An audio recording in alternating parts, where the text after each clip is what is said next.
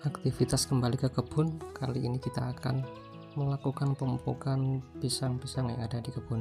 Di sini banyak sekali pisang, dan untuk pupuk yang saya gunakan adalah Ponska karena banyak pisang yang dalam masa pembuahan, jadi sangat memerlukan pupuk Ponska yang merupakan pupuk komplit.